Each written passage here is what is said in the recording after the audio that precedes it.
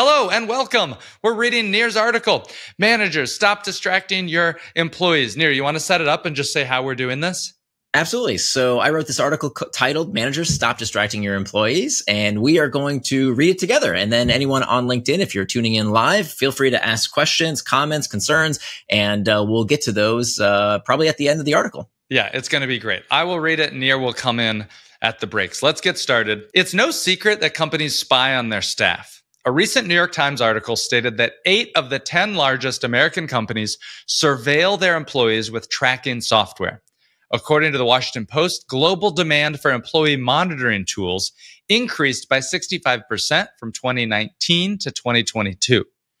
The rise of remote work has made corporate leaders paranoid, thinking they must monitor their employees' every digital move. Employee productivity software often measures vanity metrics, such as a productivity score for how many emails employees send, virtual meetings they attend, and how much time they spend typing. It doesn't track tasks away from the computer, disregarding time spent thinking, reading, or writing on paper, for example, or measure accomplishments and outcomes. Not even the leaders of productivity software companies approve of this use case for their apps. Measuring productivity based on surface-level activity like messages sent gives us an extraordinarily limited view into a person's contributions to their organization. Brian Elliott, Slack's senior vice president, told the Washington Post. Not only is it arbitrary, it's usually counterproductive. When employees know their performance is being measured by the rules of productivity software, they become motivated to prioritize emails and messages over their core work. This perpetuates a terrible cycle of responsiveness, as consultant turned professor Leslie Perlow wrote in her book, Sleeping with Your Smartphone. It's what happens when employees begin adjusting to these demands, adapting the technology they use, altering their daily schedules, the way they work, even the way they live their lives and interact with their families and friends, to be better able to meet the increased demands on their time. While managers may not have a say in whether their company employs productivity software, they can examine whether their management style is sending a similar message. Ask yourself, do you expect near immediate responses to emails? Do you ask for regular status updates or send, just wanted to make sure you saw my last email, emails? Do you plan check-ins around your schedule without considering your employees' needs? Do you plan brainstorming sessions with no agenda?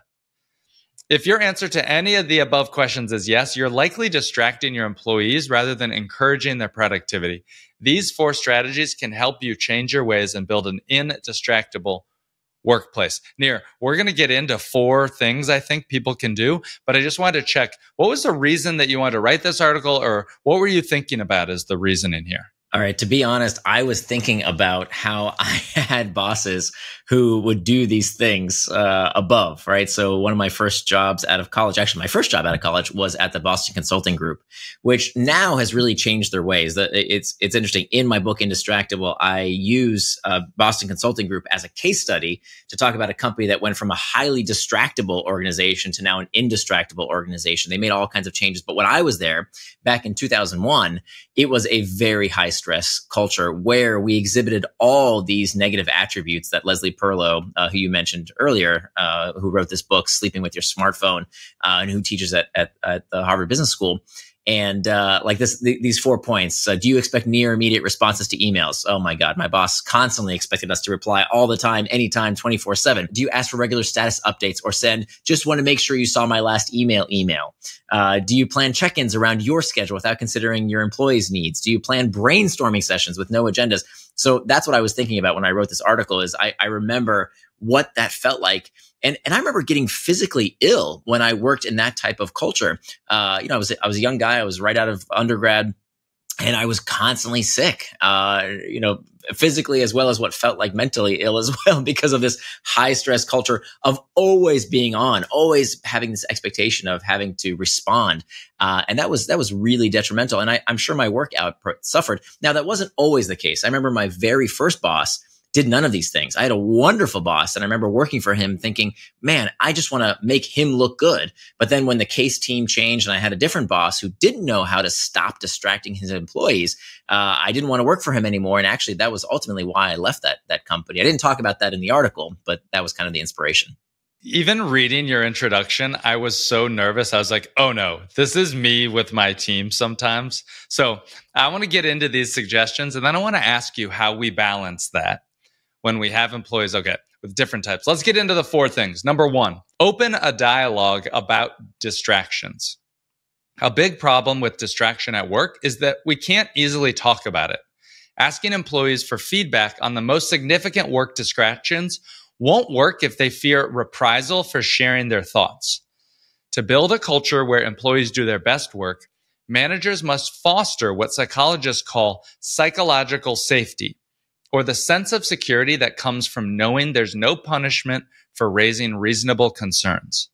Only when people feel safe discussing their workplace problems will you be able to find solutions to fix them. Chances are, if your workplace can't talk about distraction, there are all kinds of other skeletons in the closet you can't discuss either. Do you want to pause here and add some stuff?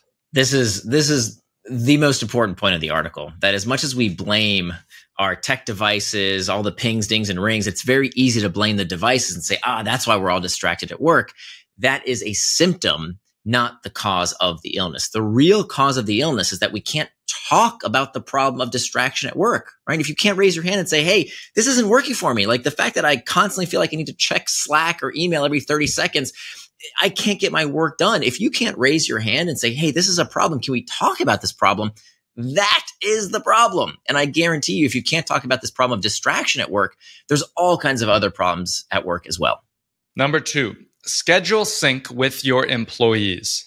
Many managers have little idea how their employees spend their time. Then, when people take longer than expected to finish tasks and projects, you wonder if employees lack the capability or motivation to do their job well. But chances are this isn't the case. Likely, employees are distracted by constant interruptions, pointless meetings, and a never-ending flow of emails, some of which you may have initiated. Schedule syncing helps you gain better insight into how people spend their time, which can be achieved in several ways. One option is to ask employees to share a time-boxed calendar of what they plan to do and when. For example, when they like to answer emails and messages, do focused work, or be available for calls and meetings. This gives you visibility into how they plan their day, so you can avoid interruptions during their focused work or off hours, or suggest reprioritization if necessary. You can also share your calendar so employees know when they can or can't interrupt you. Another schedule syncing tactic is to have your team designate specific distraction-free periods each day. No messages, no calls, no emails, no meetings, and no quick in-person check-ins for anyone. Using schedule syncing tactics will help you gain better insight into how employees spend their time without micromanaging them. Well, that's a neat idea, Nir. I like that. Yeah, so this time box calendar idea we've talked about a lot on previous episodes, and it's not something I came up with. It's been around for a very, very long time. Psychologists have a fancy name for it called planning implementation intention, which is just a fancy way of saying planning out what you're going to do and when you're going to do it. But one of the benefits of that practice is now that you have a physical artifact, right? Now that you can print out your weekly schedule or show it on a screen to your boss, you can do that schedule sync and show, look, here are the hours when I'm going to be doing focused work. Here are the times when I've scheduled for meetings. Here's the time when I'm going to be checking email. Here's when I'm available and have my door open. What you don't want is to not have that clarity with your manager so that they can feel they can interrupt you anytime they want. So just having that very quick conversation. It literally can take 10 minutes a week to say, hey, boss, here's what I'm working on. Can we synchronize our schedule so that you know what I'm busy doing? This has a few benefits. One, you minimize all those interruptions. And then 2, you help them do the most important job that your manager has to do, which is to help you prioritize. That is your manager's most important job. So when you sit down with your manager and show them, hey, here's my schedule. Here's what I plan to do this week. Now, here's this list of things that I didn't find time for in this week ahead, but let me know what I should reprioritize, right? If you want me to work on this project as opposed to attending that meeting, let's discuss that now and I'll reprioritize, as opposed to the week going by and saying, why did you go to that meeting? That was a waste of your time. You should have been doing this instead. You can only get that kind of clarity by having that schedule sync. That really resonated with me, that one of the most important roles of a manager is to help prioritize, that managers can see the larger picture that sometimes the employees cannot. Yeah, that is the only job of a manager, is to help prioritize. The problem is so many managers, they don't do that, right? And they fear doing that because they're worried about micromanaging. And so that's why I think that employees should manage their managers. They should do what we call managing up, by saying, no, boss, I want to sit down with you and get clarity around what's most important right now. And it's only through that check-in process that you can do that. And so that actually helps you minimize burnout. We know that burnout and symptoms of mental health degradation at work are caused when there's the confluence of these two symptoms. Those two conditions are environments with high expectations and low control. That is literally the formula for burnout: high expectations and low control. And so when you sit down with your manager, you're level setting those expectations, and you have more agency, more control over your schedule by clarifying it with your boss, as opposed to what most people do. They just they keep these very high expectations, which are sometimes ill-defined, and they don't have any control over their time. And that is a recipe for burnout. That's helpful to remember, that burnout thing. There's a great article where you talked about this. Do you happen to remember the name of this, where it was the high expectations but the low thing? I'm drawing a blank. Yeah. I don't remember the name of the article, but I've mentioned it. It's in Indistractable, of course, but I also mentioned it on my blog. So if you type it, the study was done by two researchers by the name of Stansfield and Candy. I think they were out of Oxford, if I'm not mistaken. Moving on to number three. Don't hold meetings without an agenda. Think of how many meetings you attended in the past week. Now ask yourself, how many of those meetings were a waste of time and likely could have been an email? Next, recall how many meetings you attended had an agenda circulated by the organizer. I'm guessing very few. Agendas were invented for a reason. And although it's a practice adhered to by high school student council groups, people somehow forget it when they get to the corporate world. Too often, people schedule a meeting to avoid having to put in the effort of solving a problem themselves. Collaboration can be a powerful problem-solving tool, but people shouldn't use meetings as a distraction from the hard work of thinking. Requiring an agenda keeps everyone on track and cuts down on unnecessary meetings by adding a bit of effort on the part of the organizer before calling one. Does this happen to you still today, or does it still happen a lot, Nir? It does, but it happens a lot less ever since I wrote about this. So, it's and this used to bug me so much because I would see it all the time in the corporate world. And I still occasionally see it where people call a meeting because they don't want to do the hard work of thinking for themselves. Right? This happens all the time. As you know, I don't want to sit down and actually think this through. I'm going to call a meeting. I want to get input. I want to get everybody's thoughts together in one place. And we know actually that the optimal size for a brainstorm, and studies have found this, the optimal size for a brainstorming group is 2 people or less. 2 people or less. People think, we want to get everybody in the room and get their thoughts. No, that actually is terrible for brainstorming. That what tends to happen when you get a bunch of people in a room for a brainstorm is that the highest paid, the most dominant, and the most male acting person tends to dominate the entire conversation, and we don't get everybody's thoughts. So the best thing to do if you want to brainstorm is to give the stakeholder who wants to call the meeting to say, hey, I'm responsible for this project. I'd like to get your thoughts. Here's the question. Can you spend 30 minutes this week thinking about this and then send me your ideas? And then that person who is in charge of that project takes that input and then digests it and comes up with a recommendation. Because the point of a meeting, many people don't realize this, there's only one reason for a business meeting. One reason, right? It's not a social engagement. That's a different animal. It's not for brainstorming. We just talked about why meetings are not good for brainstorming. Those should be done, on your own or with one other person maximum. The purpose of a meeting is to gain consensus. That is the only purpose of a business meeting, to gain consensus, right? And so to do that, you have to have an agenda. Why are we going to meet if we don't know what the point of the meeting is and what we are supposed to gain consensus around? Funny to have a meeting to do the work of the meeting. It's a meeting to have a meeting. It's wild. Right. Or to schedule the next meeting. Moving on. Number four, set an example. Company culture, like water, flows downhill. People turn to their managers to know what's expected of them. You can't demand that your staff work without distraction if you're constantly looking at your phone in the middle of meetings and sending emails at midnight. So make time for focused work yourself. Let people know when you're available and don't interrupt others during their focused work or off hours. The most critical step to building an indistractable workplace is being an indistractable boss. While leaders may suspect the source of employee distraction is Facebook, TikTok, or Netflix, in truth, it's more likely to be how we work. The above strategies, discussing the problem of distraction at work, adopting schedule syncing, cutting down on superfluous agenda-free meetings, and modeling what it means to be indistractable can help you improve employee well-being and productivity by getting to the root causes of distraction at work.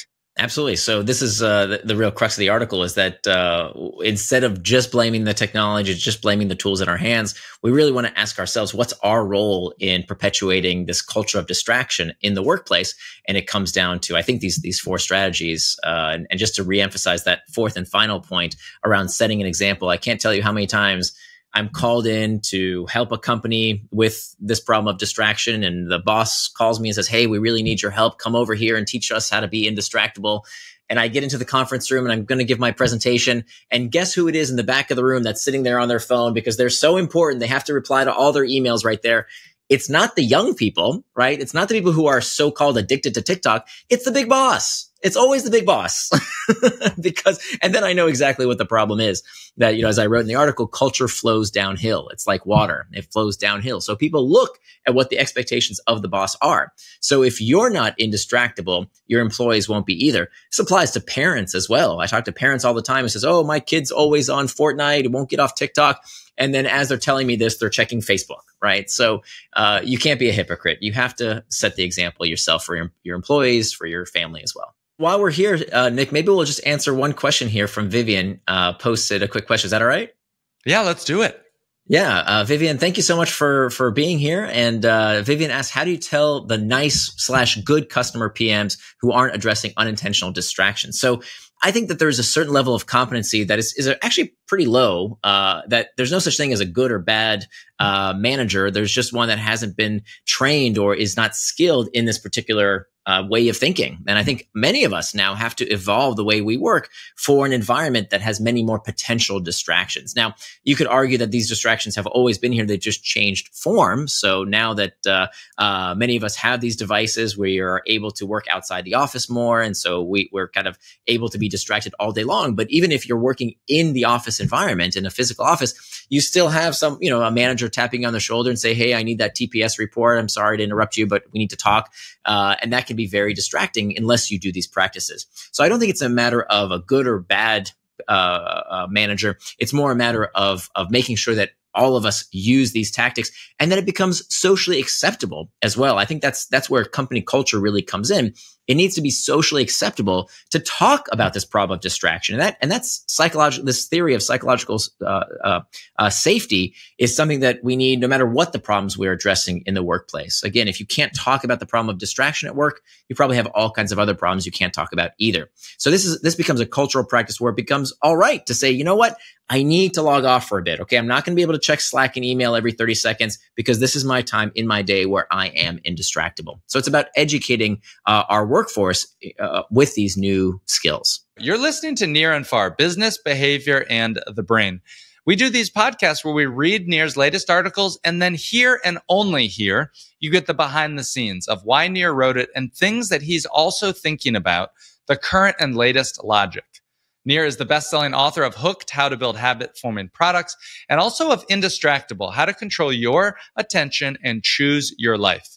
He blogs at nirandfar.com. That's NIR and far, FAR. And there's a weekly newsletter. You've heard me talk about this. If you're not subscribed yet, what are you doing? It's a weekly newsletter filled with science-backed strategies for designing healthy habits your customers will love. I'm a subscriber to the newsletter, and I appreciate that each week Near sends 3 actionable tactical articles that you can use in your professional life to get smarter and better thinking about really these ideas, those science-backed strategies to design healthy habits that your customers will love. It's not just for that, though. It's also user experience design, behavioral economics, and even neuroscience. Sign up today for the free newsletter at www.nearandfar.com.